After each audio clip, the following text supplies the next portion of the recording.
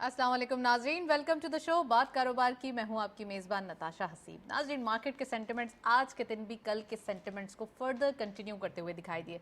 आज के दिन भी मार्केट के अंदर एक कॉन्फिडेंस मौजूद है, ट्रस्ट लेवल बढ़ता हुआ दिखाई दे रहा है, इन्वेस्टर्स पार्टिसिपेशन हो रही है और साथ साथ आप मार्केट के नंबर्स देख सकते हैं कि पॉजिटिविटी प्रिवेल हो रही है। वो चीज़ जो मार्केट के अंदर मिसिंग थी लास्ट वीक और उससे भी पहले, हम अगर थोड़ा सा सिनेरियो विटनेस करें तो ओवरऑल इन्वेस्टर्स पार्टिसिपेशन ना के बराबर थी। लैक ऑफ ट्रिगर्स हम देख रहे थे, लेकिन अब मार्केट के अंदर थोड़ा सा एक कॉन्फिडेंस पाया जाता है। डॉलर की जो एक हायर फ्लाई देखी जा रही थी, अब काफ़ी हद तक हम कह सकते हैं फाइनली वो लोअर नोट पे देखा जा रहा है। अब एक रेड टेरिटरी परफॉर्मेंस है फाइनली। कल के दिन भी हमने देखा था 6 रुपये रुपी जो है वो अप्रिशिएट हुआ था, डॉलर की डेप्रिसिएशन देखी गई थी। आज के दिन भी 1 रुपये और से 2 रुपये के करीब जो है वो रुपी फर्दर अप्रिसिएशन की तरफ जा रहा है। इट मीन्स के यहाँ पर और भी गुंजाइश मौजूद है, और भी फर्दर न्यूज़ होगी, और भी स्टेबिलिटी आएगी और भी सस्टेनेबिलिटी की एक्सपेक्टेशन है।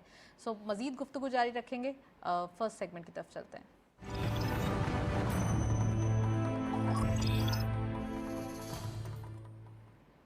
Let's have a look on daily highlights. आज के मार्केट की परफॉर्मेंस। ओपन हुई मार्केट 41,151.54 के लेवल पर। हायर साइड ऑफ मार्केट गई 41,589.89। जस्ट आप ये देखें कि एक psychological barrier above higher side देखा जा रहा है। इट मीन्स कि यहाँ पे कल के दिन भी गुंजाइश मजीद होगी मार्केट के अंदर। Lower was same as the opening and finally closure 41,518.23 and closure भी 41,500 साइकोलॉजिकल अबव देखा गया है। 366.69 का गेन आज के दिन देखा गया।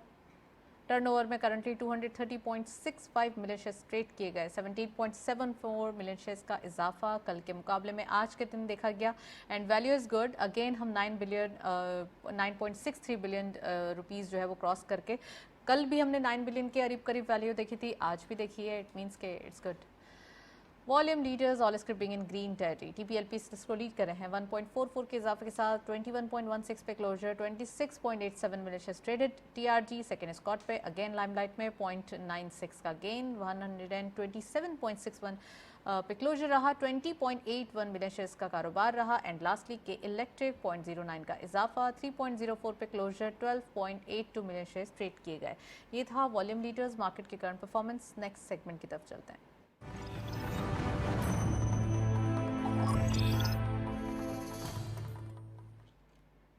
टॉपिक ऑफ द डे में आज हम स्टॉक मार्केट के हवाले से भी बात करेंगे। पॉजिटिविटी देखी जा रही है, स्टॉक मार्केट की परफॉर्मेंस क्या देखी जा रही है, प्राइस अर्निंग मल्टीपल क्या चल रहा है, रीजन में क्या सिचुएशन है, एफडीआई फर्दर या हम कह सकते हैं कि फॉरेनर्स कितना ज़्यादा पार्टिसिपेट करेंगे इन्वेस्टमेंट के अंदर और मार्केट के अंदर, आज हम डिस्कशन करेंगे। साथ साथ रुपी इज़ इन फ्लाइंग मोड, तो ये क्या मोड है और किस वजह से ये तमाम चीज़ें, ये स्ट्रैटेजी कह लें या फिर ये जो एक सिनेरियो बना है, इसके पीछे क्या राज है, ये भी आज हम डिस्कस करेंगे। साथ साथ इकोनॉमिक परफॉर्मेंस के हवाले से बात करेंगे कि इकोनॉमिक परफॉर्मेंस नियर टर्म में क्या दिखाई दे रही है। साथ साथ ये भी है कि पॉलिसी रेट इससे इम्पैक्ट करेगा, क्या इन्फ्लेशन इससे कंट्रोल होगी, क्योंकि थोड़ा सा अगर आप दूसरे मुल्क से कंपेयर करें तो यहाँ पर इन्फ्लेशन का इम्पैक्ट ज़्यादा आ रहा था, या फिर लोग ज़्यादा जो है वो इसको टॉर्चर होते हुए या अपने आप को ज़्यादा गम गुस्से की तरफ इजहार करते हुए दिखाई दे रहे थे। तो रीज़न क्या है? डॉलर की वजह से ज़्यादा इन्फ्लेशन हो रही थी, अब जबकि कंट्रोल हो रही हैं चीज़ें, क्या फर्दर इम्पैक्ट आएगा, आज हम डिस्कस करेंगे।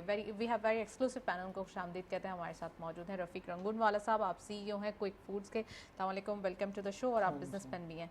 फरहान रिजवी साहब ने शो में हमें ज्वाइन किया है, हेड ऑफ इक्विटी सेल्स हैं JS ग्लोबल के, उनको भी खुशामदीद कहेंगे। अस्सलाम वालेकुम, वेलकम टू द शो। तो रफ़ीक साहब, आपसे प्रोग्राम का बाकायदा आगाज़ करेंगे। फूड्स के हवाले से आपका ताल्लुक भी है, तो मुझे ये बताइए कि इन्फ्लेशन डॉलर की वजह से बढ़ रही थी, एक इन्फ्लेशन थी जो कि नॉर्मली हमारे मुल्क में दिखाई दे रही थी, ग्लोबली फिनोमेना था, वो इम्पैक्ट दे रहा था। एक डॉलर की डेली बेसिस पे जो एक फ्लक्चुएशन थी, जो हिकअप्स आ रहे थे, उसकी वजह से भी इम्पैक्ट हो रही थी। इसका एक सिनेरियो या इसको कंट्रोल करने के लिए यहाँ पे पॉलिसी टाइटनिंग की जा रही थी, तो ये जो ओवरऑल जो एक जर्नी थी बहुत मुश्किल हो गई थी। अब आप कैसे देख रहे हैं? देखिए, मुश्किलात ख़त्म नहीं हुई हैं और ये सिर्फ डॉलर की वजह से इन्फ्लेशन नहीं होता, या आपकी जो इंटरेस्ट रेट की वजह से वो काबू में कर लेना या उसको संभाल लेना नहीं होता। इसमें बहुत सारे एलिमेंट्स हैं। देखिए, मैं सबसे पहले शुरू करूँगा अपने आप से।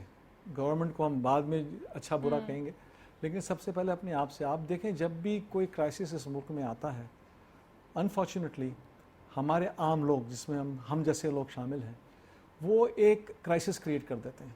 अब कोविड का ज़माना आपको याद होगा, तो वह हैंड सैनिटाइज़र गायब मार्केट से, 1 रुपए की चीज़ 100 रुपए की, मास्क गायब, कुछ दवाइयाँ ऐसी थी जो बहुत ज़रूरी थी, लोगों को बताया जाता था कि आप ये ले लें, ये ले लें, ये ले लें, वो गायब। अभी टेंट गायब, फलानी चीज़ गायब, ढिमाकी चीज़ गायब, होर्डिंग हो गई अनाज की, ठीक है।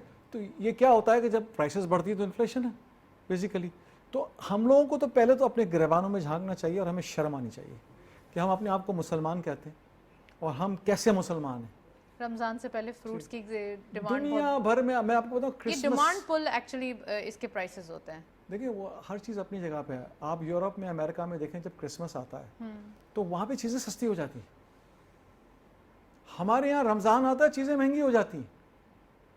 तो सबसे पहले तो हमें ना इनवर्ट देखना चाहिए अपने आप को। और अब फ्लड आया, वो बस अल्लाह ताला रहम करे, जो हमारे भाई बहन इससे मुतासिर हुए हैं, रो रहे हैं, अल्लाह उनके लिए आसानियाँ पैदा करे। अभी टेंट प्राइसेस बढ़ा दिए गए, प्लास्टिक के गायब प्राइसेस हो बढ़ा रहे थे दिए सब, गए। यानी आप जस्ट नेम इट, ठीक है ना। गंदम की स्टोरेज होगी, लोगों के गोदानों से आपने देखा होगा, यूट्यूब वगैरह पे भी और न्यूज़ में भी देखा होगा, कई कई 100।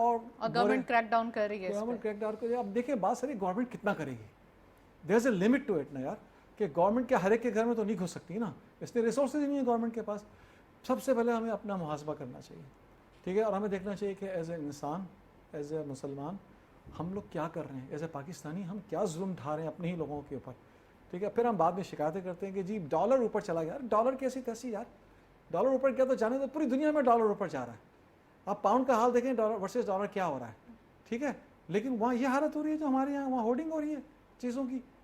तो कहने का मकसद है कि सबसे पहले हम अपने आप को देखें, और उसके बाद जो है अब बहुत सारे और भी एलिमेंट्स हैं जिस पर हम श्योर कि हम आगे जाके बात करेंगे। सारा मैं वक्त लेना नहीं चाहता, फरहान को भी टाइम मिलना चाहिए। फरहान से भी इंट्रोडक्टरी कमेंट लूंगी। Farhan please do comment on that कि ये जो एक सिनेरियो बिल्डअप हो रहा है, थोड़ा सा गुस्सा भी पाया जा रहा है बेवजह, जिसका कोई एक रीज़न नहीं है, प्लीज़। देखिए इस वक्त दुनिया के हालात देखेंगे ना, दुनिया एक इन्फ्लेशनरी क्राइसिस से गुजर रही है। दुनिया में इस तरह के क्राइसिस देखे जा रहे हैं जी। अनफॉर्चुनेटली पाकिस्तान को हम इंट्रोड्यूस कराते हैं एज एन एग्रीकल्चरल कंट्री, ठीक है, और सिचुएशन ये है कि we are about to import wheat, we are about to import sugar, हमारी पल्सेस सारी बाहर से आती हैं, ठीक है। तो वो कौन सी एग्रीकल्चर है जो हम यहाँ कर रहे हैं, वो कौन सी एग्रीकल्चर कंट्री है जिसको हम प्रिटेंड करते हैं, पोर्ट्रे करते हैं दुनिया भर के आगे, जो यहाँ पे बनता है। दुनिया में पता था कि रशिया में वॉर के बाद क्राइसिस आएगा वीट का, तो there should be a planning कि हम किस तरह से इस वीट के क्राइसिस को एडजस्ट करेंगे। एक बेसिक आदमी पाकिस्तान में जो अगर 50,000 रुपये कमा रहा है, वो बिलो पॉवर्टी लाइन अपनी ज़िंदगी गुजारता है। ही don't have basic luxuries of life. वो नहीं दिन में खाना खाता है, रात में खाना खाता है, और अगर वो कहे ना कि मैं महीने में एक दफ़ा कहीं घूमने चला जाऊँ बाहर बच्चों के साथ, तो it's next to impossible for him, क्योंकि वो 50,000 में उसका ब्रेक डाउन इतना है, सैलरी है, वो डेली यूटिलिटीज़ हैं, कम्यूट है, स्कूल फीसेस हैं, और फिर अभी इन्फ्लेशन है। यानी आप 23-24% पे अभी इन्फ्लेशन अगर आप ऑपरेट कर रहे हैं, रियल इन्फ्लेशन की बात कर रहा हूँ मैं आपको, तो आप इंटरेस्ट रेट कहाँ देखते होंगे। सिस्टम में लिक्विडिटी की इंजेक्शन ही नहीं होगी। मैक्रोज को देखते हुए तो situation are real worst. Flood ने जिस किस्म की डैमेजेस किए हैं इस मुल्क में, जिस किस्म की क्रॉप्स डैमेज हुई हैं, we had to work on fire fighting basis कि हमें इसके सॉल्यूशंस की तरफ जाना पड़ेगा। अदरवाइज़ आप सीवियर फूड क्राइसिस देखेंगे, सीवियर किस्म की चीज़ों की शॉर्टेजेस देखेंगे। आप यहाँ से सिंध ट्रैवल करें, आपको पूरा शुगर केन की फसल ख़त्म हो गई है। आप शुगर केन की फसल ख़त्म करने का मतलब है कि आप चीनी की शॉर्टेज करने जा रहे हैं। ये आपको इसके इक़दाम करने होंगे, अदरवाइज़ यही इन्फ्लेशन आप कुछ अरसे बाद बहुत ज़्यादा महंगाई देख रहे होंगे। मुतवस्सित तबका हमारे मुल्क में जो मेजॉरिटी है, यानी जो वाइट कॉलर लोग रहते हैं, जो सफ़ेद पोश कहलाते हैं, वो इस वक्त सीवियर प्रॉब्लम में है because of this inflationary crisis. इस पे ज़ाहिरन हमारी गवर्नमेंट या कोई भी इस सिचुएशन में गुजर रहे थे। हम आपने पेट्रोल प्राइसेस देखे, दुनिया भर में बढ़ रहे थे। हम डायरेक्टली इंपोर्ट करते हैं, हमारे पास ज़ाहिर है लोकल प्रोडक्शन नहीं होती है। हमारे इंपोर्ट बिल पे इस एज ऑफ टुडे अगर मैं बात करूं तो जो रेशो चल रहा है, हम 15 से 16 अरब रुपए के कैड में होंगे, ठीक है, पर डॉलर के कैड में होंगे। तो आप देखें कि आप किस तरफ जा रहे हैं। हमने कितने अरसे तक तो पेट्रोल प्राइसेस को पास ऑन ही नहीं किया था। हम इंपोर्ट कर रहे थे, जेब से बर्न कर रहे थे। वजह मैं इस पर क्रेडिट देना चाहता हूँ मिफ्ता इस्माइल साहब को कि ही टुक द डिसीजन कि उन्होंने इसको पास ऑन किया। लेकिन मैं कोई 10 रुपये की चीज़ मंगवाऊंगा, मैं 8 रुपये की नहीं बेच सकता। नहीं, तो वो रीजन क्या था, क्यों पास ऑन नहीं किया गया? देखिए, बिकॉज ऑफ सम पॉलिटिकल, हम कह सकते हैं, एक आम आदमी को नहीं समझ में आता कि पेट्रोल प्राइसेस क्यों पास ऑन कर रहा है कोई। ओके 200 मुल्क में इकोनॉमिस्ट होंगे, उनको समझ में आता होगा यार चलो पेट्रोल 250 रुपये हो गए इसलिए इंटरनेशनल प्राइसेस बढ़ गई हैं। We need to educate people. दुनिया भर में यूएस सबसे ज़्यादा इंपोर्ट करता है ना, अगर इन टर्म्स ऑफ बैरल्स देखें तो सबसे ज़्यादा इंपोर्ट यूएस कर रहा होता है। उनके यहाँ ओवरनाइट डिसाइड होती हैं पेट्रोल प्राइसेस। आप सुबह उठेंगे पेट्रोल प्राइस चेंज हो चुकी होगी। आपको इसी तरह हमारे यहाँ तो पेट्रोल प्राइस आपने पॉलिटिकली लिंक नहीं होनी चाहिए कोई भी चीज़ें। मुल्क की इकोनॉमी को पॉलिटिकली लिंक नहीं करना चाहिए। अगर आप इकोनॉमी सीधी कर देंगे आवाम वैसे ही खुश हो जाएगी। हमने क्या किया, आवाम के 8 रुपये बचाने के लिए अभी फोर्टनाइटली डिसाइड होते हैं ना, हम 15 दिन पे ओगरा समरी भेजते हैं। जी तो रिसेंटली एक डिसीजन हुआ था कि पर वीक डिसाइड होंगे, वो भी आई थिंक इम्प्लीमेंट नहीं हुआ। देखिए वो डिसीजन बिल्कुल अच्छा था और मैं तो कहता हूँ शायद हर रोज रात को डिसाइड होना चाहिए। और ये तो वो तो पहले पर वीक वाला तो डाइजेस्ट हो जाए, उससे तो एब्जॉर्ब हो जाए। उसका रीजन ये है कि देखें 8 रुपये जो बचा रहा है पेट्रोल पे, जो शख्स बचा रहा है और वो खुश है कि मेरा मुल्क में पेट्रोल सस्ता मिल रहा है, उसको ये समझना चाहिए कि 8 रुपये तुम्हारे 800 बन के निकल जाएंगे जब तुम्हारी करेंसी डीवैल्यू हो जाएगी। जब तुम रिजर्व बर्न करते रहोगे तो आपका रुपये इसी तरह डीवैल्यू होता रहेगा। आम आदमी को बात समझ में नहीं आती, उसको वो 8 रुपये नजर आ रहे होते हैं। मुल्क आपके 800 मिलियन रुपए जला रहा होता है। Very right. वैसे तो नहीं कमेंट करना चाहिए, बट अगर आप किसी चाय के होटल पे 50 रुपए की चाय पीते हैं तो आप 150 रुपए की सब्सिडी जलाते हैं बिजली पे। तो ये सब चीज़ें आपको गवर्नमेंट फैसिलिटेट कर रही है। गवर्नमेंट कुछ टू सम एक्सटेंट इनको पॉलिटिसाइज नहीं होना चाहिए। कुछ चीज़ों में हमें डिसाइड करना चाहिए कि हमें मुल्क को वे फॉरवर्ड कैसे लेके चलना है 25 साल के लिए। कोई भी आए कोई भी चला जाए। अगेन इसमें जितने ज़्यादा हार्श इकदाम मिफ्ता इस्माइल साहब ने लिए और किसी की लेने की इतनी हिम्मत ही नहीं थी। We should be respecting this guy कि इसने पाकिस्तान को वाकईतन ऐसे प्रॉब्लम से निकाला जिस वक्त शायद कोई हाथ पकड़ने को तैयार नहीं था। ही इज द गाय जिसने वो तमाम चीज़ों को अपने सर पे लिया। आवाम बुरा बोलती रही मगर ही टुक द डिसीजंस और क्रिटिक्स बड़े आराम से बर्दाश्त किया, जो मुल्क के लिए बेहतर था। मुल्क एग्जिस्ट ही नहीं करता ना उसके बाद। आपकी ऑयल इंपोर्ट के लिए लोग आपसे बोल रहे थे पहले पैसे जमा कराओ। इंटरनेशनल बैंक्स आपको कहते थे पहले पैसे जमा कराओ, no credit lines for you, because आपको उन्होंने डिफॉल्ट कैटेगरी में डाला हुआ था। आप तो इस सिचुएशन में आ गए थे। तो there are very severe issues जिसको हमें इसी तरह से टैकल करना होगा। एक सिर्फ पेट्रोल की एग्जांपल देके फरहान ने पूरा सिनेरियो समझाने की कोशिश की है, तो मजीद ऐसे ही हर सेक्टर के अंदर इश्यूज हैं रफीक साहब। ये डोमिनोज इफेक्ट होता है, कोई भी सेक्टर आइसोलेशन में काम नहीं करता। मैं पहले तो मैं जो फरहान ने कहा मिफ्ता इस्माइल के बारे में, I second that and very strongly second, and I think hats off to him for whatever he has done for Pakistan. ठीक है, दूसरी चीज़ ये है कि देखें एक बात और हमने पिछले प्रोग्रामों में ये बात की है और दूसरे आपके पार्टिसिपेंट्स ये कहते हैं लॉन्ग टर्म प्लानिंग। देखिए ये अभी हम जो बात कर रहे हैं ना, जैसे कि सैलाब आ गया, तबाही हो गई, ये होगी, तो इस बात की क्या गारंटी है कि नेक्स्ट ईयर दोबारा नहीं आएगा? हम इसकी रोकथाम के लिए क्या कर रहे हैं? हमारे पास क्या प्लानिंग है? हमारे पास कोई प्लानिंग नहीं होती है। हम पता नहीं क्यों ये नी जर्क रिएक्शन पर जिंदा रहते हैं। ठीक है, तो अब इंडस ट्रीटी कब का साइन किया हुआ है? राइट। हाँ, कितने डैम इंडिया ने बना लिए, हमने क्या किया? हमारे अगर वो डैम बने हुए होते तो आज ये पानी हमारे लिए रहमत होता। लेकिन रफीक साहब कहा यह जा रहा है एज पर एनालिसिस कि अगर तरबेला जैसे अगर 4 डैम भी मौजूद होते तो ये पानी नहीं एब्जॉर्ब हो सकता। इतना नुकसान तो नहीं होता ना आपको, नुकसान इतना नहीं हो सकता था। ठीक है, इतना नुकसान से बचा जा सकता था। और दूसरी बात है जो आप पानी रोक लेते हैं, कभी जो ड्राउट आता है तो बारिशें कम होती हैं या नहीं होती हैं, तो आप वो पानी इस्तेमाल कर सकते हैं ना। अपने लोग बिजली बना सकते हैं उस पानी से, बहुत कुछ बहुत सस्ती बिजली बना सकते हैं। जी हाँ, लेकिन मसला ये है कि लॉन्ग टर्म प्लानिंग है नहीं। एक साहब ने किसी डैम के बारे में मेरी बात हो रही थी, कहने लगा हमारी लाश पे बनेगा। मैंने कहा अच्छा, मैंने कहा बताया तो सही वो बन कहाँ रहा था, उनको ये नहीं पता था, लेकिन उनकी लाश पे बनेगा। ठीक है ना, तो ये हमें ये सब बचपना छोड़ना चाहिए। हमें जज्बातियत से बाहर निकल के हमें मुल्क का सोचना चाहिए कि किस स्किल में हमारे मुल्क का फ़ायदा, और लॉन्ग टर्म प्लानिंग। आप आज कुछ भी कर लें और आपके पास अगर कल की प्लानिंग नहीं है ना, तो कल इससे ज़्यादा तबाही है। अच्छा, फरहान ने कहा कि हमें लोगों को एजुकेट करने की ज़रूरत है, अवेयर करने की ज़रूरत है। कैसे किया जाए, क्या सोर्सेज है हमारे पास? क्योंकि अगर हम देखते हैं तो लोग बड़े ज़्यादा सोशल मीडिया को भी नेगेटिविटी में इस्तेमाल करते हैं और समझते हैं कि एक पार्टी का साथ दे लें वो दूसरी पार्टी का साथ दे और दोनों आपस में लड़ते रहें। ऐसा तो नहीं है ना, ये तो आपस में हम अपने ही लोगों को बुरा बोल रहे हैं। देखिए मैं आपको बताऊँ, ये एक बात जब लास्ट टाइम आपके प्रोग्राम में मैं आया था तो हमने ये कहा था कि सोशल मीडिया जो है ना, ये बहुत इंपॉर्टेंट रोल यंगस्टर्स में स्पेशली प्ले करता है, ठीक है ना।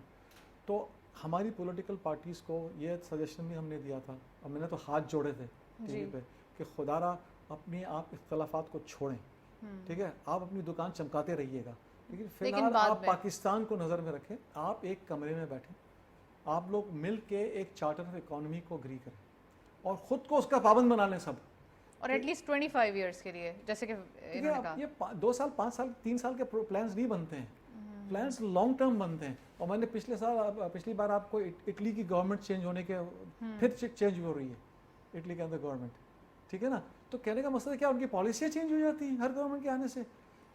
अमेरिका में हर 4 साल या 5 साल के बाद नया सदर आता है, फर्ज करें अगर दोबारा, तो पॉलिसी तो नहीं चेंज होती। पॉलिसी नहीं चेंज होती। यूके का आपका चांसलर गया बोरिस जॉनसन, तो क्या पॉलिसी चेंज होगी उसकी? नहीं होती हैं। हम लोगों को लॉन्ग टर्म प्लान करके सारी पॉलिटिकल पार्टीज़ को ये कमिट करना पड़ेगा कि वो इसकी पाबंद हैं। छोटी मोटी चीज़ें जो होती हैं वक्त के साथ साथ वो आपको चेंजेस करनी पड़ती हैं, आप करें। ये जब तक ये लॉन्ग टर्म प्लानिंग, फिर आप एजुकेट भी लोगों को फिर उसके हिसाब से करेंगे। अभी क्या होता है, अभी पॉलिटिकल गेन के लिए आप दूसरी पार्टी को गंदा करते हैं, चाहे वो कितना भी अच्छा काम कर रही है। मैं किसी पॉलिटिकल पार्टी का नाम ले लेता, ठीक है। तो वो जब गंदा करने में आप लग जाएंगे तो आप लोगों को तो नेगेटिविटी की तरफ लगा रहे हैं ना, आप लोगों को एजुकेट तो नहीं कर रहे हैं। अभी ये अगर थोड़े से डिफिकल्ट या अनपॉपुलर डिसीजंस को ही ले लें तो इस पर भी कितना क्रिटिक्स था। अगर हम पॉलिटिकल डिबेट में ना जाएं, लेकिन फिर भी अगर थोड़ा सा इसको देखें तो ये वाज़ेह तौर पे हमें दिखाई दे रहा है। बिल्कुल अवेयर होने की बात हो रही है। आप कुछ कमेंट करना चाह रहे हैं? देखिए, अगर आप चाइना को अपना सबसे अच्छा दोस्त कहते हैं ना, उसकी पॉलिसीज पढ़नी चाहिए। उनका जो थिंक टैंक है ना, दे प्लान फॉर नेक्स्ट 200 ईयर्स। उनके पेपर जो लिखे हुए हैं ना, पॉलिसीज जो हैं, गवर्नमेंट आए गवर्नमेंट जाए, हालात क्या हो, जंग हो ना हो, उनकी इकोनॉमिक पॉलिसीज पेपर वो कभी चेंज नहीं होगा।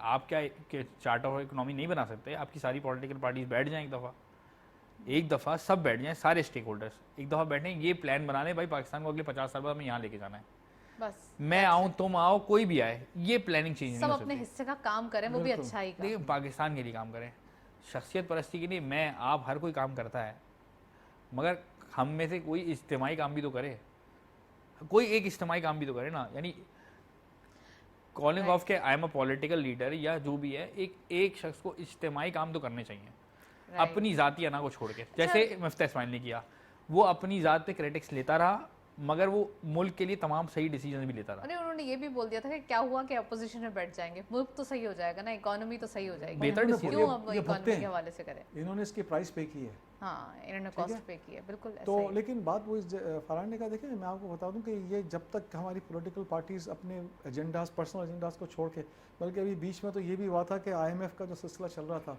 तो उसको तो सबोटाज तक करने की कोशिश की।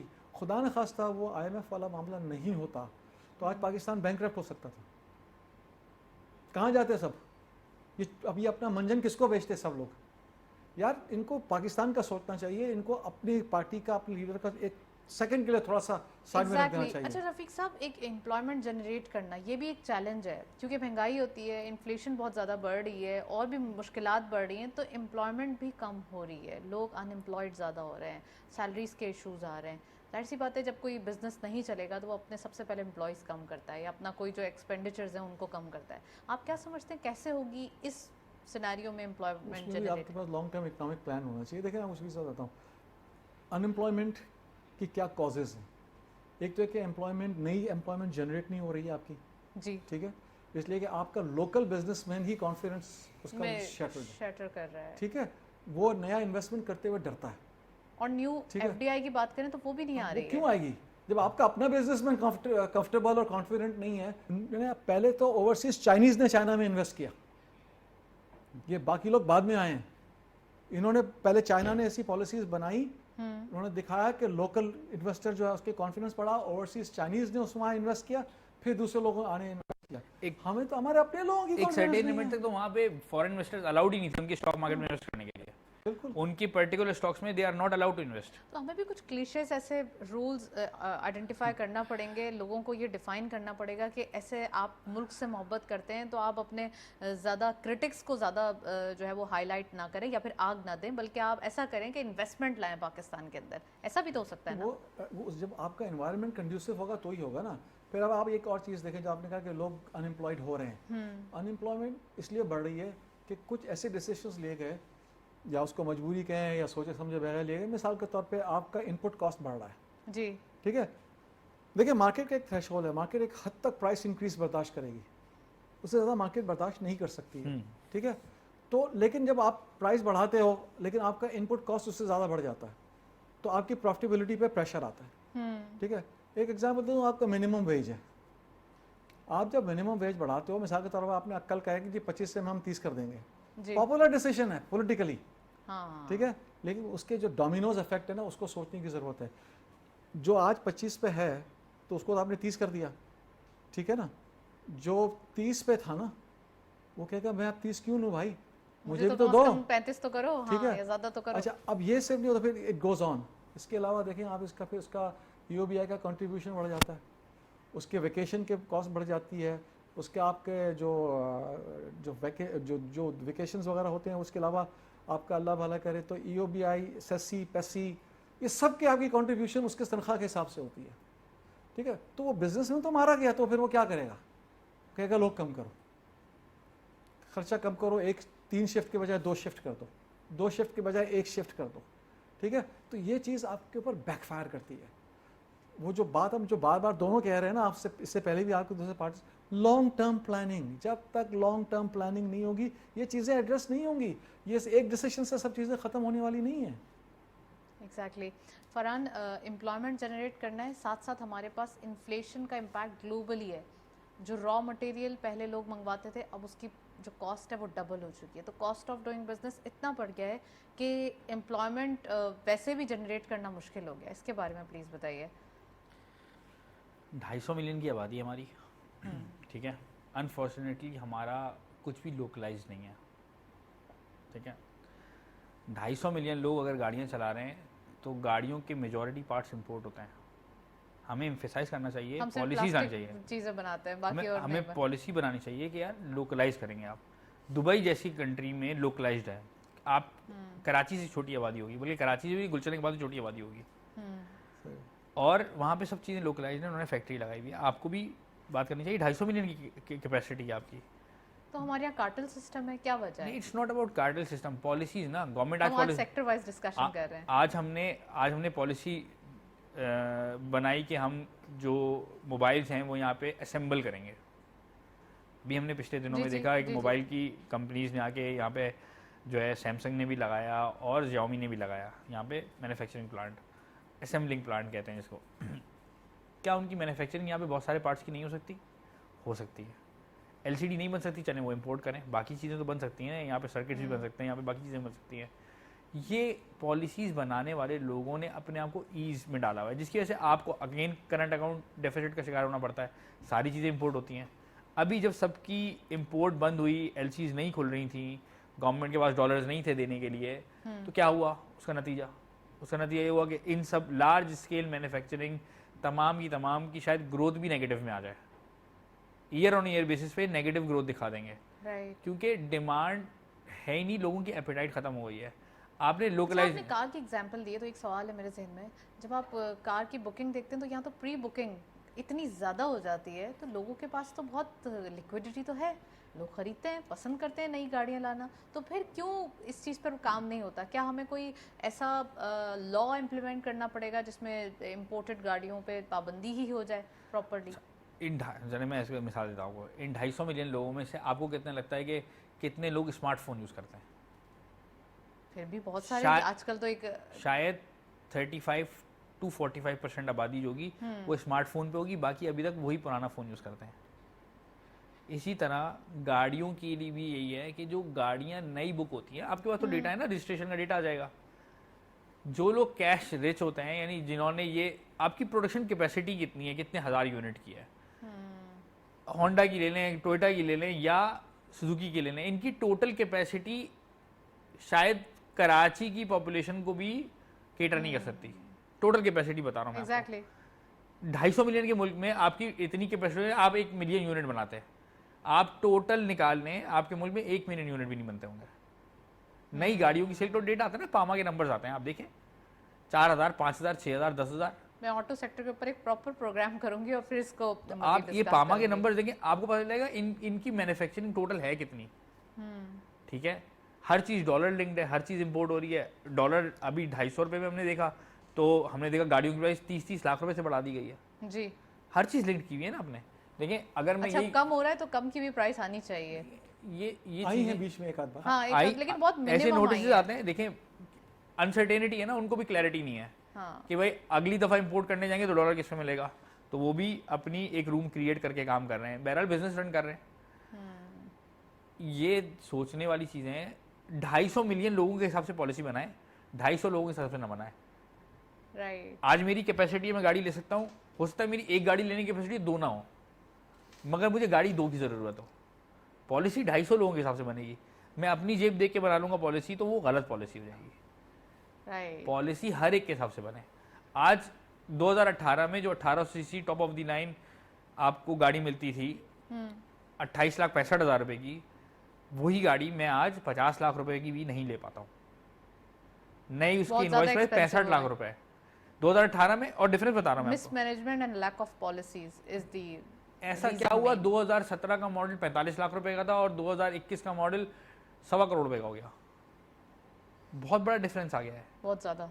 इतना बड़ा डिफरेंस कैसे आ गया, ये सवालिया निशान है पॉलिसी मेकर्स पे, जो पॉलिसी बनाते हैं 2 घंटे की, 4 घंटे की, या पॉलिटिकल अपने आप को सितारा लगाने की, या फिर किसी और को फायदा देने के लिए, कुछ भी कह सकते फायदा- हैं। चलिए मैं रफीक साहब को ऐड करूं, फिर आपसे मैं मार्केट के हवाले से ज़रूर पूछूंगी। रफीक साहब प्लीज़ इस पे बताएं, तो पॉलिसी के हवाले से बात करें कि ये क्यों ऐसा होता है जिसकी वजह से कॉस्ट जो है वो अगेन आवाम को भुगतना पड़ रही है। आवाम नहीं समझ रही है कि इतने, अगर 2014 से लेकर 2017 तक आप डॉलर का रेट देखें, पूरे एशिया रीजन में सबसे ज़्यादा स्टेबल दिखाई दिया था। अब डॉलर कम्प्लीटली फ्लक्चुएटेड, जैसे बोला जाए। आज भी हम चलें कहते हैं कि आज आने के बाद हम वी आर ऑप्टिमिस्टिक के आने के कुछ दिन बाद जो है वो अब चीज़ें बेहतर हो जाएंगी, चलें 2 महीने बाद चीज़ें बेहतर, हम अपने आप को तसल्ली देते रहते हैं। लेकिन जब सवाल ये कि इतनी अच्छी चीज़ें चल रही थी तो ख़राब क्यों हुई, और जब अब ख़राब हो गई तो सही क्यों नहीं हो रही? देखिए वो इवेंट मैनेजमेंट करेंगे ना आप, जी तो फिर ऐसे ही होगा। हमारे यहाँ जो के पॉलिटिकल गवर्नमेंट्स आती हैं जी। और उनका एजेंडा बेसिकली ये होता है कि आवाम जीते ना हमारे और अगले इलेक्शंस जीतने। ठीक है, ये इनका एजेंडा, ये इनका कसूर नहीं है बेचारों का, ये उनके साथ एक बैगेज लगा हुआ है। ठीक है, और वेस्टर्न इंटरेस्ट ग्रुप्स बहुत सारे अटैच्ड होते हैं इनके साथ, तो वो उनको भी संभालना होता है। ठीक, सारे वेस्टेड इंटरेस्ट। बिल्कुल। तो अब वो चाहते हुए बाज़ वक्त चीज़ें कर नहीं पा रहे थे। और दूसरी चीज़ ये कि जैसे मैंने आपसे कहा ना कि किसी गवर्नमेंट ने कोई अच्छा काम किया, तो जो दूसरी गवर्नमेंट आ गई उसने कहा यार नहीं, ये तो कभी भी नहीं कर सकते, अगर इसके काम को हमने आगे बढ़ाया तो ये क्रेडिट ले जाएंगे, तो हम इसकी लाश पे खड़े होंगे, बड़े बनेंगे, हम इसको ख़त्म करेंगे, इसको बर्बाद करेंगे और अच्छा, नई चीज़ लेकर आएंगे। फरहान ने कुछ पॉलिसीज़ के हवाले से बात की। इसके अंदर अभी अगर आप 2018 के बाद से कुछ इंपोर्ट के बिल को देखें तो एक्स्ट्रा बढ़ते हुए दिखाई नहीं दे रहा। इसकी वजह यह है कि आप कुछ यहाँ बनाते ही नहीं है, आपने अपनी इंडस्ट्रीज़ को इस काबिल ही नहीं किया कि वो कम्पीट करें। कार इंपोर्ट्स हुई हैं और साथ साथ टर्फ की एक दी गई थी स्कीम, बड़ी अच्छी थी, लेकिन उससे इतनी ज़्यादा इंपोर्टेड आइटम्स में इजाफा हुआ है। इसका क्रॉस चेकिंग क्या है? आपने देखा इतनी मशीनरी और प्लांट्स और मशीनरी इंपोर्ट, बड़ा इंपोर्ट बिल पे नजर आ रही थी, इसकी is there any check and balance कि वो जितने इनवॉइस कौन करेगा चेक एंड बैलेंस? सिस्टम करेगा, जो उनको टर्फ की पॉलिसी दे रहा था ना, जी। वही सिस्टम करेगा।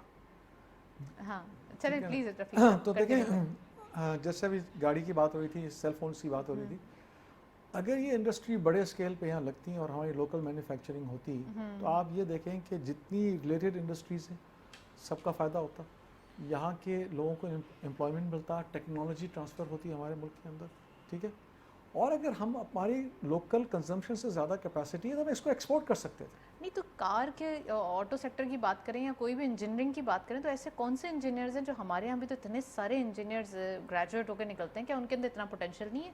उनके पास तो बहुत पोटेंशियल है। लेकिन मैं आपको छोटी सी एक बात बता दूँ, एक बार हमने पाकिस्तान फूड एसोसिएशन की मीटिंग की, तो मैं डिपार्टमेंट का नाम नहीं लूँगा ना, जी। उस यूनिवर्सिटी का नाम लूँगा, तो उसके हमने कुछ स्टूडेंट्स को इन्वॉल्व किया। हमने कहा कि यार इन बच्चों को भी सिखाते हैं कि कैसे करना है क्या नहीं। तो मैंने उनसे कहा कि देखें हम लोग तो जो भी प्रोग्राम करते हैं ना हम लोग अपने हिसाब से करते हैं कि हम क्या समझते हैं कि हमें करना चाहिए जी आप लोगों की नीड्स क्या हैं, ठीक है, आप अपनी नीड्स के हिसाब से हमें बताएं कि आप लोगों ने क्या करना है। और मैंने कहा लेकिन उसके साथ साथ एक चीज़ होनी चाहिए कि उसका मुझे एक फाइनेंशियल भी चाहिए कि जब आप ये इवेंट करेंगे तो इसकी KPIs क्या है, इसका कितना खर्च होगा और इसका ROI क्या होगा। ठीक है, देव अ ब्लैंक, ये मैं आपको बात करूँ मास्टर्स के स्टूडेंट्स की, ठीक है, देव अ ब्लैंक ये ROI क्या होता है, ये क्या बातें कर रहे हैं। फिर रीजन ठीक है। क्या होगा? इसलिए कि हम आप जो आके देखें तो सही किस तरह की किताबें इनको पढ़ाई जाती हैं और किस लेकिन प्रैक्टिकली ज़माने दूर है की। ना ये। प्रैक्टिकल का तो ये तो प्रॉब्लम है ना जब आप उसको बेचारे को नॉलेज ही नहीं है। चले अब तो फिर भी हम देख रहे हैं इंक्यूबेशन सेंटर्स है, अब तो बहुत ज़्यादा अवेयरनेस हो रही है। अब तो एकेडमिक मैं सिलेबस देख रही थी, सिलेबस चेंज हुआ है। पहली बार मुझे सिंध बोर्ड का इंटर का सिलेबस देख के बड़ी खुशी हुई है, जिसके अंदर बेसिक उन्होंने फ्यूचर काउंसलिंग भी की हुई है। फर्स्ट टाइम इसी साल ही चेंज हुआ है, तो आई थिंक कि चेंज तो आना चाहिए। वो आएगा, ग्रेजुअली आएगा, लेकिन वही बात है हम जो बार बार कह रहे हैं भाई पॉलिसी लॉन्ग टर्म बेसिस पे होनी चाहिए और उसकी इम्प्लीमेंटेशन होनी चाहिए, उसकी अकाउंटेबिलिटी होनी चाहिए, उसके चेक्स एंड बैलेंसेस होने चाहिए। I mean I might be wrong, लेकिन मुझे ये पता चला था कहीं से, आई डोंट नो, कि जो हमारी ऑटोमोबाइल की जो प्लांट्स यहाँ लगे हुए हैं उनके कॉन्ट्रैक्ट में है कि वो यहाँ मैन्युफैक्चर करेंगे बहुत सारे पार्ट्स जो कि नहीं हो रहे हैं। Now, I might be wrong, जहाँ तक मुझे पता चेक है। एंड बैलेंस इसके लिए नेसेसरी है। क्यों नहीं किया, इतने साल हो गए, अब हम बैठ के रो रहे हैं कि जी हम तो इंपोर्ट तो कर हमें रहे थे। फुर्सत मिले क्रिटिक्स करने से तो फिर करेंगे ना। एक जी Farhan certain please. Time period के बाद उनको यही कहा गया था कि आप लोकली मैन्युफैक्चर करेंगे, बट उसके क्या जब पॉलिसीज बनाई गई थी उसके पीछे क्या चेक एंड बैलेंस थे नहीं थे, ये सिर्फ चेक एंड बैलेंस का इशू है। देखिए हमारे सिस्टम में हर चीज़ अवेलेबल है, इट्स ऑल अबाउट इम्प्लीमेंटेशन। हमारे यहाँ इम्प्लीमेंटेशन नहीं है, यानी इस्लामाबाद की सड़क पे अगर कोई सिग्नल की रिस्पेक्ट कर सकता है तो कराची की सड़क क्यों पे नहीं कर कर सकता सकता? है, सेम आवाम रहती है। हाँ, इसमें इम्प्लीमेंटेशन ऑफ लॉ नहीं है। लॉ इम्प्लीमेंट होता भी है तो यहाँ पे फिर रोने और फिर एक मीडिया का भी हम कह सकते हैं नेगेटिव किरदार सामने आ जाता है। सपोज अगर ड्राइविंग लाइसेंस या डिफरेंट चीज़ों के हवाले से कुछ सख्त कानून वाजे किए जाते हैं तो उस वक्त यहीं पे वो लोग बोलते हैं नहीं इनके साथ ये प्रॉब्लम थी इसलिए रोक लिया गया। अपनी अपनी स्टोरीज करके देखें, लॉ अबाइडिंग होना चाहिए, अगर नहीं होगा तो इश्यूज यही होंगे। दुबई में भी जाते हैं ना, स्टॉप साइन क्रॉस करके तो दिखा दें, मान जाऊंगा मैं इन लोगों को, ठीक है, जो रोते हैं ना वहाँ क्यों नहीं रोते। राइट। फरहान थोड़ा सा गुफ्तगू को आगे बढ़ाते हैं, Please. स्टॉक मार्केट के हवाले से बात करते हैं। स्टॉक मार्केट क्या सिचुएशन दिखाई दे रही है, इन्वेस्टर्स पार्टिसिपेशन कितनी हो रही है, क्या सोच रहे हैं लोग? 2 दिन में हमने देखा कि मार्केट में थोड़ा सा कॉन्फिडेंस था। ओवरऑल सिनेरियो ये है कि मार्केट में एक तो फॉरेन इन्वेस्टमेंट्स ना होने के बराबर है। हमारी मार्केट में हमने देखा फॉरेनर्स कंटिन्यूस सेलर्स हैं, यानी इन 2017 के बाद से हमने जो इनफ्लो देखा था MSCI अपग्रेड के बाद से वो टिल नंबर्स हम मिस करते हैं अभी हाँ, मार्केट के तो वो अंदर। टिल डेट मैं आई बीइंग वर्क इन जेस global we executed the largest number. हमने तो $350 मिलियन एग्जीक्यूट किया, तो हम तो बहुत ज़्यादा मिस करते हैं। ठीक है, तो क्या है कि हमें वो चीज़ें अब नज़र ही नहीं आ रही। आपसे फॉरेन इन्वेस्टर पूछता है कि वो ऐसे स्टॉक्स पिच करो जिसका मार्केट कैप $100 मिलियन से ज़्यादा का हो और $10 मिलियन डेली ट्रेड होता हो, ताकि मेरी इम्पैक्ट प्राइस ना हो, मैं कोई टिकट भेजूँ तो इम्पैक्ट प्राइस ना हो। आपके पास कोई एक स्टॉक भी नहीं निकलता ऐसा जो आप उसको पिच कर सकें कि इतने वैल्यू के हम रोज़ ट्रेड करते हैं इस स्टॉक में। उसका रीज़न ये है कि हमारी मार्केट की जो डिस्काउंट प्राइस पे जिस पे ट्रेड कर रही है, इट्स नॉट अबाउट कि हम डिस्काउंटेड ट्रेड कर रहे हैं, इट्स ऑल अबाउट कि वो मैक्रोज को देख के आपको डिस्काउंट ट्रेड करा रहे हैं। आपकी मैक्रोज, आपका यूरो बॉन्ड जो इस साल रिटायर हो रहा है, मैं 2 दिन पहले की यील्ड देख रहा था, 120% थी 3 महीने बाद जो रिटायर हो रहा है जी। 63% की यील्ड है जो 3 साल बाद रिटायर हो रहा है। Can you even think of it कि आप पे लोगों की बेट लेना कितनी ख़राब होती जा रही है। 12%, 13-14% की यील्ड से 63% की यील्ड पे आपका यूरो बॉन्ड ट्रेड हो रहा है। It's an eye opener for all of us. आपका इंटरनेशनल इमेज इतना ख़राब हुआ है कि फ्लड के बाद हमने देखा कि हमारे फ्रेंडली कंट्रीज से जो एक्सपेक्टेड डोनेशंस थे वो तक हम रिसीव नहीं कर सके। जिस वक्त हमने देखा कि रुपी अप्रिशिएट कर रहा था वो हमारी एक्सपेक्टेशन से बिलो था, जबकि डैमेज पाकिस्तान की तारीख का सबसे बड़ा डैमेज होगा। I have been to these areas, मैं आपको बयान नहीं कर सकता, ताहद नज़र तबाही ही तबाही है। अल्लाह खैर करे। लोग इतनी मुसीबत में हैं और ये शायद हम बयान नहीं कर पा रहे या हमने अपनी क्रेडिबिलिटी खो दी है। बहुत सारे लोग हैं, यानी इस सिस्टम में मैं देखा हूँ, यानी पाकिस्तान शायद चलता ही इन चीज़ों पे है कि इतने ज़्यादा लोगों की सपोर्ट है आम आवाम की, वहाँ पे जाएं आप तो उनको तमाम चीज़ें अवेलेबल कर दी हैं लोगों ने अपनी मदद आपके तहत। गवर्नमेंट अभी तक सिस्टम में नहीं पहुँची है वहाँ, यानी वहाँ पे फ्रेंडली कंट्रीज़ की जो सपोर्ट हम एक्सपेक्ट कर रहे थे नहीं है, क्योंकि आपका इमेज ख़राब हो गया है, लोग आपको सपोर्ट करते हुए डर रहे हैं। तो इमेज कैसे बिल्डअप किया जाएगा? हमने तो आइसोलेट कर दिया था, हमने हर किसी को तो बुरा बोल दिया, हमने स्टेज पे खड़े होकर हर किसी को तो लानते मलामते कर दी। अब क्या होगा इसमें? अगेन हमें अभी थोड़ा सा यूनाइटेड नेशन को भी डिस्कस कर लेते हैं। एक फाइनली एक अरसे बाद एक प्लेटफॉर्म मैसर हुआ, मीटिंग्स हुई, वो प्रेसिडेंट्स जो फ़ोन नहीं कर रहे थे आज वो मिल रहे हैं, डिनर्स कर रहे हैं। अब थोड़ा एक मीटिंग का सिलसिला स्टार्ट हुआ है, कुछ रिलेशनशिप बिल्डअप होगा, फाइनली वो आइसोलेशन से तो निकले पाकिस्तान।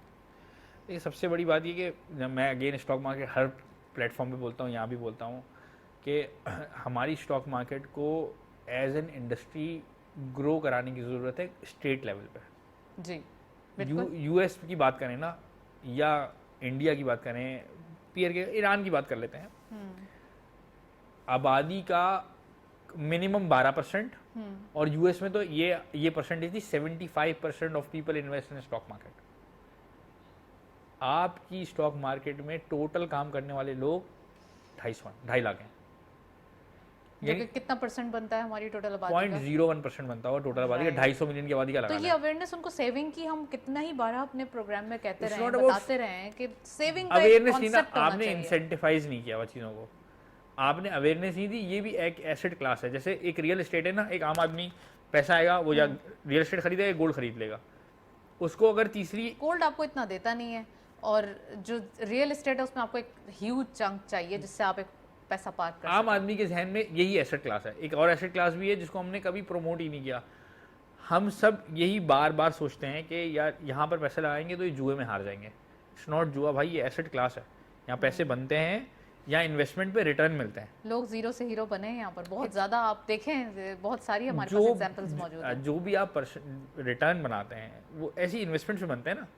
आपने रियल एस्टेट में पैसा लगाया तो भी रिटर्न बनेगा, आपने रियल एस्टेट में पैसा नहीं लगाया तब भी रिटर्न बनेगा। हमारे लोगों को क्या है, आपने नेशनल सेविंग सर्टिफिकेट को ज़रूर प्रमोट किया जी, but compare to the inflation you are losing your money actually by 2-3%।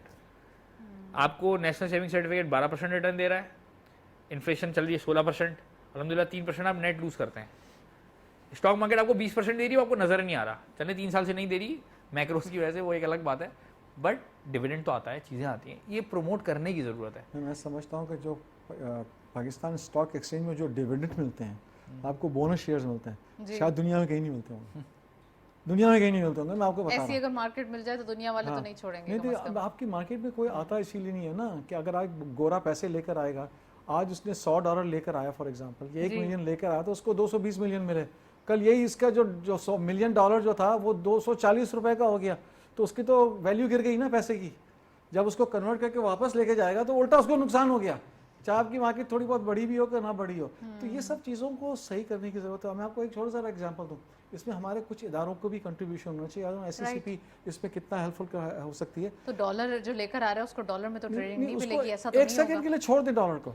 हमारे अपने लोगों के पास से अगर इतनी इन्वेस्टमेंट आपके पास आ जाए ना, तो आपको डॉलर की जरूरत नहीं है। हमारे पास लिक्विडिटी है, बस मार्केट में लाने के लिए समझ नहीं है लोगों को।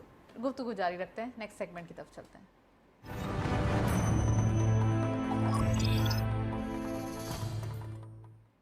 कमोडिटीज और फॉरेक्स के लेटेस्ट अपडेट आज की मार्केट में देखते चलते हैं क्या रही परफॉर्मेंसेज। गोल्ड की पर तोला प्राइस 1,41,500 रुपीज़, गोल्ड पर 10 ग्राम 1,21,320 rupees.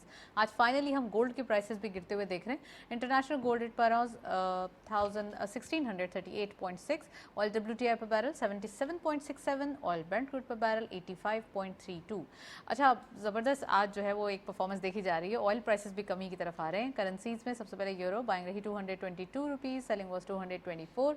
UK pound buying rahi 251 rupees, selling was 254 rupees. US dollar 232.5, selling was 235 rupees. Chinese yuan buying rahi 33.73, selling was 33.98 rupees. Saudi riyal buying rahi 61.2, selling was 61.9. UAE dirham buying at 62.8, selling was 63.4. Kuwait dinar buying rahi 770.02, selling was 775.02. And finally Omani Riyal buying rahi 621.33, selling was 625.83. ये था forex और commodities का latest update. Oil prices काफ़ी एक backward direction में जा रहे हैं और ये बहुत ही पाकिस्तान के लिए ब्लेसिंग होगी। साथ साथ गोल्ड प्राइसेस आज लोकल मार्केट में भी हम कमी की तरफ देख रहे हैं, तो इट्स अ गुड साइन कि आने वाले दिनों में जो चीज़ें इन्फ्लेशन क्रिएट करते हुए दिखाई दे रही थी, अब उनमें कुछ जो है वो फ्लेक्सिबिलिटी देखी जा रही है। फ़रहान हमारे साथ मौजूद हैं, रफ़ीक साहब भी मौजूद हैं, फर्दर गुफ्तगू को जारी रखते हैं। रफ़ीक साहब, टू कॉमेंट ऑन दैट कि ये सिनेरियो जो बन रहा है एक ग्लोबली, ये तो अच्छा लग रहा है अब। नहीं देखिए बिल्कुल है, और ये जो ऑयल प्राइसेस के नीचे आना हमारे लिए बहुत बड़ी ब्लेसिंग है, to be honest with you. मगर साथ साथ देखें, मैं आपको बताऊं कि हमने कुछ अगेन वही लॉन्ग टर्म प्लानिंग भी करनी है। मिसाल के तौर पे हमको मालूम है कि यूक्रेन में जब ये सिलसिले शुरू हुए तो गैस के ऊपर प्रेशर आएगा, नेचुरल गैस के ऊपर, कमोडिटीज़ के ऊपर प्रेशर आएगा। क्या हमने उसके लिए क्या सद्देबाब किया? क्या पहले से हमने बुकिंग की? उस वक्त प्राइसेस कम थे, इतने ज़्यादा नहीं थे जितने बाद में एक लेवल पे आ गए और फिर अब दोबारा से नीचे आने शुरू हो गए। लेकिन गैस का अभी भी मसला है क्योंकि यूरोप में ठंड आ रही है और वहाँ गैस की बहुत ज़्यादा सख्त ज़रूरत होगी। यूएस के अंदर भी ये तो अभी होगा स्टार्ट, तो फिर हम कहाँ जाएंगे? ठीक है, वो हमें प्लानिंग करनी चाहिए थी ना सब चीज़ों की। तो इसलिए ये बहुत ज़रूरी है कि ये चीज़ें ठीक हैं, अब हम इसका फ़ायदा तो उठाएं, लेकिन हम इसके साथ साथ आगे का भी सोचें कि आगे हम इसको किस तरीके से लेके चलेंगे ताकि ये एकदम से जो हमें शॉक्स लगते हैं ना, वो शॉक्स ना लगे। और हमें प्लानिंग करना पड़ेगी। तो रफ़ीक साहब, अब तो पाकिस्तान में भी जब क्लाइमेट चेंज होने के इतने असरात आए हैं, बारिशें बढ़ गई, एक सिंध में हिस्टोरिकली देखा जाए तो सबसे ज़्यादा बारिशें देखी गई, अब तो सर्दी भी अच्छी आएगी ज़्यादा, गर्मी भी क्योंकि वर्स देखी गई थी। और देखें मेरी बात करें, यू नेवर नो कि अगर यही चीज़ें रिपीट हुई अगले साल या 2 साल के बाद, तो फिर हम क्या करेंगे? हमने क्या इंतज़ाम किया है उसके लिए? अभी हम क्या कर रहे हैं? क्या प्लानिंग है हमारे पास? फिर हम लोगों के पास जाके कहेंगे जी मुखैर हजरात पैसे दें, मुखैर हजरात सामान दें। हमारे लोगों के साथ ये हो गया, बेचारों की जिनकी जानें गई हैं, जिनके घर जो तबाह हो गए हैं, जिनकी जो मवेशी मर गए हैं, जिनकी खेत तबाह हो गए, ठीक है, तो वो आप उनको पैरों पे कैसे हर बार खड़ा करेंगे? कोई क्या प्लानिंग किया? मैं आज तक यही नहीं समझ पा रहा हूँ मैं कि इतनी मुसीबतों से गुजरते हैं, उस वक्त तो सब जोश में सब हो जाता है। अब ये देखें, ये भी जोश भी ठंडा होना शुरू हो जाएगा। ठीक है, फिर असल मसला तो अब आ रहा है रिहेबिलिटेशन का। अब तो ये मामला तो अब स्टार्ट हुए हैं। तो अच्छा, रिहेबिलिटेशन के प्रोसेस में अक्सर हम प्रोग्राम्स भी करते रहे हैं। अब रिहेबिलिटेशन का जो प्रोसेस स्टार्ट होगा तो इसमें भी जॉब जनरेट होंगी, खासकर वो लोग जो वहीं के ही हम कह सकते हैं कि रिहायशी हैं, उन्हीं को मिल जाएगा ये काम कि लेबर वो काम करेंगे। पैसे भी तो होने चाहिए ना। तो रिहेबिलिटेट तो जाहिर सी बात है कोई गवर्नमेंट ही करके देगी, वो तो नहीं करेंगे ना। बार बार लोगों के पास जाएंगे, कहेंगे कि जी पैसे तो पैसे कितना करेंगे? और सिर्फ एक शहरी जितने पैसे देता है शायद पूरा पाकिस्तान इतना नहीं देता। ठीक है, तो कब तक इस शहर की आप पेगी बैक करेंगे? राइट। फरहान प्लीज ये बताइए कि रिहेबिलिटेशन में बड़ा मुश्किल है अभी। रिहेबिलिटेशन में तो भी खैर बहुत वक्त है, बट ये जो इसके लॉन्ग टर्म इसके असरात हैं ना, वो बहुत ख़तरनाक आएंगे। हमें एक दफ़ा एनालाइज करना चाहिए क्रॉप्स कितनी डैमेज हुई हैं, हमें क्या क्या शॉर्टेज होगी, उसकी क्या मुतबादिल होगा, इंपोर्ट पे जाना है नहीं जाना है, हमें अपने पड़ोस कंट्रीज से क्या ले सकते हैं क्या नहीं ले सकते, कौन सी ऐसी बार्टर ट्रेड है जो हमारे पास एक्सेस में है, वहाँ पे बेच सके कुछ और मंगवा सकते हैं ताकि आपके इंपोर्ट बिल पे ऐसा प्रेशर ना पड़े। बहुत सारे काम हो सकते हैं, मगर उसके लिए काम करने की ज़रूरत है, बहुत ज़्यादा ऑन ग्राउंड पे आके काम करने की ज़रूरत है। अच्छा लगता है कि हम पैसे मांगते हैं मुखैर हज़रात से, बाहर के मुखैर कंट्रीज से भी, बट गलत गेस्चर पाकिस्तान की गैरत और हमीयत ये गवारा नहीं करती कि आप एक इतना बड़ा मुल्क हो के, एटॉमिक पावर हो के, आप इस तरह से लोगों से बात करें। ये हमारी साख है ना, एक you are the centralised country जिस पे लोग नज़र रखते हैं इंटरनेशनल पॉलिटिक्स को लेके भी। आपके पास पॉलिसीज़ नहीं है तो आपका लोग मजाक उड़ाते होंगे। हम अपने घर की भी 1 महीने की पॉलिसी बनाते हैं कम से कम, यार ये महीना हमने कैसे गुजारना है, अगले साल हमें अगले 15-20 साल में अपने बच्चों को कैसे कैसे पढ़ाना है। हमारे घरों की इतनी छोटी पॉलिसीज़ बनी हुई हैं, तो फिर मुल्क की क्यों नहीं? मुल्क की नहीं बनी हुई। मुल्क की हम 15 दिन की पॉलिसी बनाते हैं, आधे घंटे ही बनाते हैं, हम इवेंट बेस्ड लड़ रहे हैं। आप यकीन करें कि अगर ये आवाम अपनी मदद आपकी तरह सपोर्ट नहीं करती, इस वक्त जो सिंध में तो हाल आवाम है, को भी तो बताने की जरूरत है ना कि वो डायरेक्शन में किस जा रहे हैं। कभी कभार ऐसा होता है ना कि सब चल रहे होते हैं एक डायरेक्शन में, तो पीछे लोग चलना शुरू करते हैं, पता चलता है कि वहाँ तो खाई है, सब गिर गए हैं आगे जाके। ये भी तो बताने की जरूरत है ना वो किस डायरेक्शन में जा रहे हैं। सपोज अगर आपने बात की पॉलिसी के हवाले से, तो कुछ पॉलिसी जो कि अगर कुछ सालों पहले ही बन जाती, या फिर अगर हम थोड़ा सा तो कह रहे हैं कि तनकीद इतनी ज़्यादा लोग कर रहे हैं, तनकीद के बजाय वो पॉलिसी बना देते प्रॉपरली, तो आज ये दिन नहीं देखना पड़ता, या कुछ ऐसा काम कर देते जिससे रेवेन्यू जनरेट होता। हम तो सारी चीज़ें बंद करके, सबको ख़त्म करके, आइसोलेट करके पाकिस्तान को अकेला करके बैठ अब गए। भी टाइम है ना, इट्स नेवर टू लेट। अब भी तो टाइम है। अब हम क्या कर रहे हैं, आज क्या कर रहे हैं हम?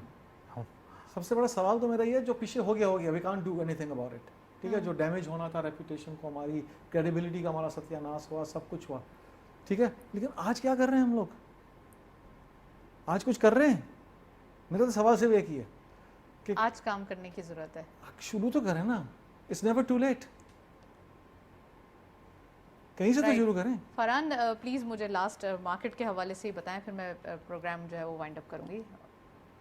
मार्केट में इन्वेस्टमेंट अगर की जाए, फ्रेश इन्वेस्टर्स, वो यंगस्टर्स, वो college going and university going youngsters जो चाहते हैं कि मार्केट के अंदर अब उन्हें अवेयरनेस देने की ज़रूरत है ना, उनको भी तो कहीं ना कहीं से स्टार्ट करना है। इन्वेस्टमेंट, फ्रेश इन्वेस्टमेंट आए तो क्या किया जाए? देखें, वैसे तो कॉस्ट ऑफ कंस्ट्रक्शन बहुत ज़्यादा बढ़ गई है, बट आई थिंक ये रिहेबिलिटेशन का प्रोसेस होगा तो 3-4 चीज़ों की बेसिक डिमांड्स आएंगी, जिसमें सीमेंट है, स्टील है और एसफॉल्ट है, यानी जो रोड कंस्ट्रक्शन में यूज़ होता है। अच्छा। जो अटक पेट्रोलियम बनाता है बेसिकली।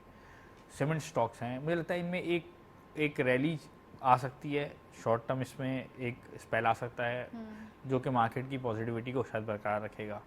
सेकंड फॉलोड बाय, अगर ये हमारे गैस सर्कुलर डेट के इश्यूज रिजॉल्व हो जाते हैं तो मुझे लगता है OGDC PPL इस वक्त इट्स अ वेरी इन्वेस्टमेंट जो शायद इससे सस्ते रेटों पे कभी नहीं मिल सकती थी।